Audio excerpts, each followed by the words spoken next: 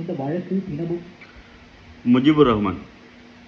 முஜிபுர் ரஹ்மான்ன்றது ஒரு பிராண்ட். ஒரு டைமில் சிறுபான்மை இனத்திற்காகவும் முஸ்லீம்களுக்காகவும் தனியாக பார்லிமெண்ட்டில் நின்று சத்தமாக தைரியமாக கதைக்கிற ஒருத்தர் முஜிபுர் ரஹ்மான். ஒரு டைமில் இவரோட அந்த பேச்சுக்கள் எல்லாம் நாங்கள் டவுன்லோட் பண்ணி சேவ் பண்ணி வச்சு பார்த்துருக்கிற டைம் எல்லாம் இருக்குது. இவரோட அவ்வளோ விருப்பம்.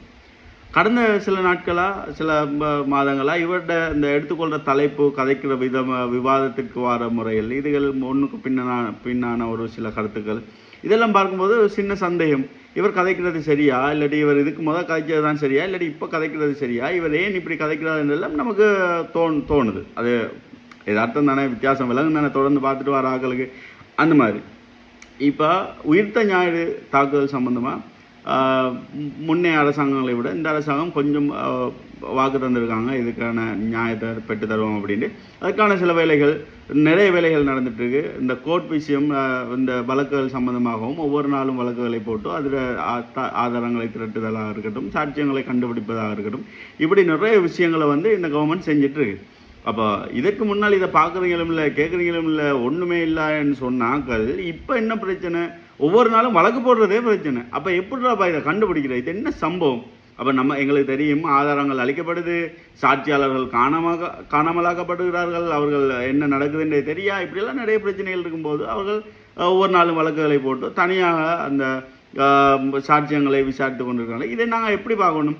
ரைட், இதை பப்ளிக்காக நாங்கள் காட்டினா சாட்சியாளர்களுக்கு பிரச்சனை வரும்ன்றது நல்ல வகையாகவும் பார்க்கலும். ஆனால் இங்கே என்னன்னு சொன்னால், நீங்கள் ஏன் ஒவ்வொரு நாளைக்கும் வழக்குகள் போடுறீங்கன்றதுலையும் பிரச்சனை, அதை தனியாக வச்சு விசாரிக்கிறீங்கன்றதுலையும் பிரச்சனை. அப்போ இது ஏதோ ஒரு சம்பவம்னு இருக்குன்றது எங்களோட இந்த வீடியோவில் வரும். எங்களோட தோழர் பிமல் ரத்நாயக சபை தலைவர் அவர் சொல்கிறதா இருக்கட்டும், நீதி அமைச்சர் சொல்கிறதா இருக்கட்டும், அவங்க சொல்கிறது தான் சரியா அப்படின்ற மாதிரிலாம் நமக்கு நினைக்க தோணுது. ரைட்டு, சரிதானே? அப்போ இது பாருங்கள், இந்த வீடியோ பாருங்கள், உங்களுக்கு விளங்கும். இந்த வழக்கு தினமும் விசாரிக்க ஆரம்பிக்கப்பட்டுள்ளது. காலை 9:30 மணி முதல் பிற்பகல் 4 மணி வரையில் விசாரிக்கப்படுகிறது. இப்போது இந்த வழக்கு பிரதான சூத்திரதாரி இல்லாமல் விசாரிக்கப்படுகின்றது. பிரதான சூத்திரதாரியாக இருந்தவர் அடையாளம் காணப்பட்டுள்ளதாக போலீசுக்கு பொறுப்பாக இருந்த அமைச்சர் கூறினார். ஏப்ரல் 21ஆம் தேதிக்கு முன் தீர்ப்பு வழங்கி அந்த பிரதான சூத்திரதாரியாக இருந்தவரை அடக்கும் நோக்கத்துடன் இது செய்யப்படுவதாக சந்தேகம் உள்ளது. ஏன் இவ்வளவு அவசரம்? இப்போது வழக்கை தினமும் விசாரிப்பது நடைமுறைக்கு சாத்தியமில்லை என்பது எங்களுக்கு தெரியும். மேலும் தரவுகள் சேகரிக்கப்பட வேண்டும், சாட்சியங்கள் சேகரிக்கப்பட வேண்டும். வழக்கு தினமும் விசாரிக்கப்படும் போது அதையெல்லாம் செய்ய முடியுமா? அதை செய்ய முடியாது. அதனால்தான் சட்டத்தரணிகள் வெளியேறுகின்றனர். இப்போது சட்டத்தரணிகள் ஒவ்வொரு நாளும் நீதிமன்றத்திற்கு வர முடியாது என்று கூறுகின்றார்கள். பின்னர் நாம் கேட்க வேண்டும், இந்த வழக்கு காட்டு நீதிமன்றத்தில் விசாரிக்கப்படுகிறதா? இந்த வழக்கை விரைவாக விசாரித்து தீர்ப்பு வழங்கி ஒருவரின் நலனுக்காக பிரதான சூத்திரதாரியாக இருந்தவரை காப்பாற்றும் திட்டம் இது என்ற சந்தேகம் எமக்குள்ளது. ஆனால் இந்த வழக்கு புதுக்கடை நீதிமன்றத்தில் விசாரிக்கப்படவில்லை என்பது எங்களுக்கு தெரியும். இது ஒரு அமைச்சரின் வீட்டில் புலஸ் வீதியில் விசாரிக்கப்படுகிறது. சட்டத்தின் கொள்கை திறந்த நீதிமன்றத்தில் பாதுகாக்கப்படுகிறது என்பதே அடிப்படை கொள்கை. அதை மூடுவதன் மூலம் அதை எவ்வாறு பாதுகாக்க முடியும்? முந்தைய வழக்குகள் இருந்தன. சந்திரிகாவின் 4 வழக்குகள், தலதா மாளிகைக்கு குண்டு வீசப்பட்ட வழக்கு, மத்திய வங்கியில் குண்டு வீசப்பட்ட வழக்கு, அந்த வழக்குகள் அனைத்தும் இவ்வளவு அவசரமாக அந்த வழக்கும் இந்த வழக்கும் உண்டா?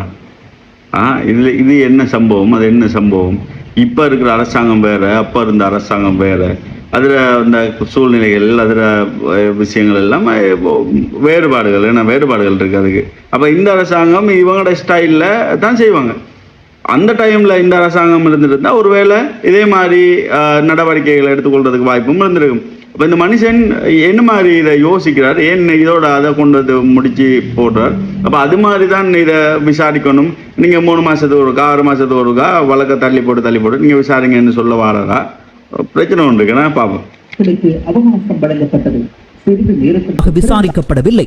பின்னர் அந்த வழக்குகளை விசாரிக்க அவர்களுக்கு அவகாசம் வழங்கப்பட்டது.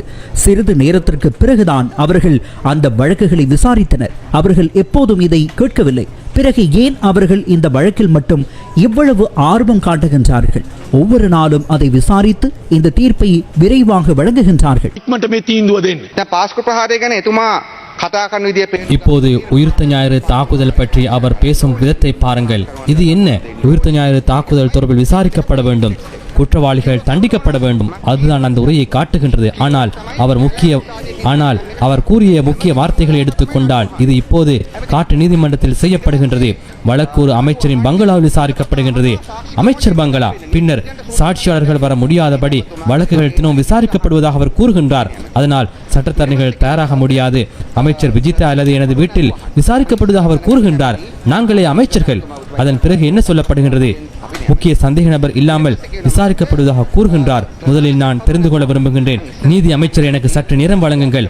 ஒவ்வொரு நாளும் வழக்குகள் விசாரிக்கப்படுவது தவறா? අධිකරණ ඇමතුමාට ඇත්තටම දිනපතා නඩු අහන එක වැරදිද? ගරු කතානායකතුමනි, கௌரவ சபாநாயகர் அவர்களே, குற்றவியல் நடைமுறை சட்டத்தின்படி ஒவ்வொரு நாளும் வழக்குகளை விசாரிப்பது என்பதுதான் விதிமுறை. ஒரு நாள் எடுத்துக்கொள்வது விதிவிலக்கல்ல. மேலும் நான் சொல்ல விரும்புகின்றேன், கௌரவ சபாநாயகர் அவர்களே, சட்டத்தரணிகள் திறந்த நீதிமன்றத்தில் ஆஜராக வேண்டும். நாங்கள் வந்த பிறகு அளித்த வாக்குறுதிகளில் ஒன்று வழக்கை விரைவுபடுத்துவதாகும். வழக்கை விரைவுபடுத்த புதிய கட்டடங்களை கட்ட முடியாது. நாங்கள் அரசாங்க சொத்துக்களை எடுத்துக்கொள்கின்றோம். நாங்கள் வந்ததிலிருந்து பல நீதிமன்றங்கள் திறக்கப்பட்டுள்ளன. நாங்கள் இன்னும் 5 அல்லது 6 கட்டடங்களை திறப்போம். இதை விரைவுபடுத்துவோம். இதுதான் எங்கள் வாக்குறுதி என்று அந்த பார்லிமெண்ட் உறுப்பினர் நீதிக்காக பேசவில்லை, அவர் குற்றவாளிக்காக பேசினார் என்று நினைக்கின்றேன். යුක්තිය වෙනුවෙන් නෙමෙයි අපරාධකාරය වෙනුවෙන් කියලා මම නම් හිතන්නේ. දැන් පාස්කු අපරාධකරුවන් ආරක්ෂා කරන இப்போது அந்த கட்சி உயிர்த்த ஞாயிறு தாக்குதல் குற்றவாளிகளை பாதுகாக்கும் மிகவும் கொலைகார அரசியல் சித்தாந்தத்தை கொண்டுள்ளது. அதுதான் உண்மை. இல்லை என்று கூற வேண்டாம். இந்த நாட்டின் சட்டத்தரணிகள், இந்த நாட்டின் அறிஞர்கள், ஈஸ்டர் தாக்குதல் பாதிக்கப்பட்டவர்கள் மற்றும் ஏனைய கௌரவ கர்தினால் ஆகியோருக்கு நான் கூற விரும்புகின்றேன், இதனை விசாரித்து கண்டுபிடிக்க நாங்கள் கடுமையாக உழைத்து வருகின்றோம். இதை விசாரிப்பதில் எங்களுக்கு எந்த பிரச்சனையும் இல்லை. ஆனால் இது என்ன? சபாநாயகர் அவர்களே, இந்த சோதனையை உடைத்து நோக்கத்தை பாருங்கள். இதில் என்ன சொல்லப்படுகின்றது? அமைச்சர்கள் வசிக்கும் பங்களாக்களை நீதிமன்றங்களாக மாற்றி ஈஸ்டர் தாக்குதலால் பாதிக்கப்பட்டவர்களுக்காக ஒவ்வொரு நாளும் இந்த நீதிமன்றத்தினால் வழக்குகள் விசாரிக்கப்படுவது நல்லமா? இது ஒரு மோசமான விடயமா? அல்லது இப்போது ஈஸ்டர் தாக்குதல்கள் இப்படி விசாரிக்கப்பட வேண்டும் என்று நாங்கள் கூற விரும்புகின்றோமா? சாதாரணமாக புதிய நீதிமன்றம் 3 மாதங்களுக்கு ஒரு முறை திறக்கப்பட வேண்டுமா?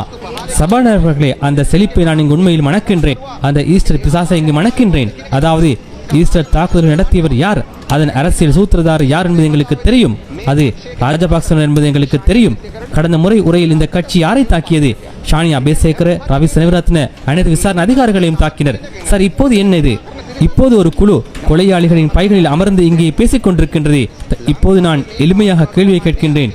இலங்கையில் இந்த ஈஸ்டர் தாக்குதல் வழக்கு ஒரு அமைச்சரின் பங்களாவில் விசாரிக்கப்படுகிறது என்ற செய்தி சர்வதேச அளவில் பரவிய பிறகு யாருக்கு தெரியும்? இது என்ன நோக்கம்? இது மிகவும் மோசமாகிவிட்டது. இந்த ஈஸ்டர் தாக்குதலின் கொலையாளிகளுக்காக நிற்கும் நிலைக்கு வந்துவிட்டனர். எனக்கு இடையூறு விளைவித்தால் பிரேரணை ஒன்றை கொண்டு வருவேன். அவர் மறைத்து வைத்திருந்த துணியை திறந்து வாசகத்தை காட்டினேன். இப்போது அது வெளிப்படையாகிவிட்டது. சரியா?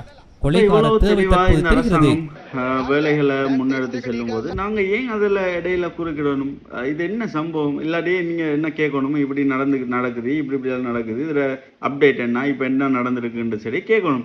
இது தெளிவாக நீங்கள் சாட்சிகளை காட்டுங்க, உங்களோட விசாரணைகளை காட்டுங்கன்னா நாங்கள் ஏதோ இந்த கொலை செஞ்சவனுக்கு ஒன்றும் விளங்குதில்லை, என்னென்ன அடுத்த கட்டம் அவன் எப்படி காய் நகர்த்தணுன்றதெல்லாம் விளங்குதில்லை, அதனால் நீங்கள் பப்ளிக்காக நீங்கள் எல்லாம் செல்லுங்க, எல்லாம் காட்டுங்கன்ற மாதிரி ஒரு விஷயம் என்ன. ஆகவே எங்களுடைய இந்த எதிர்க்கட்சிகளில் இருக்கின்ற எங்களுடைய பாராளுமன்ற உறுப்பினர்களும் இந்த விஷயத்துக்காக ஒரு சப்போர்ட் ஒன்று கொடுத்தா மிக விரைவில் இதுக்கான நியாயங்களையும் அதற்கான சூத்திரதாரிகளையும் கண்டுபிடிக்கலாம் என்பதுதான் எங்களோட ஒரு கருத்து. ரைட், இது சம்பந்தமாக யார் கதைச்சது சரியாக இருக்கும், என்ன சம்பவம் அப்படின்னு உங்களுக்கு என்ன தோணுதுன்றதை கமெண்ட் பண்ணுங்கள். ரைட்.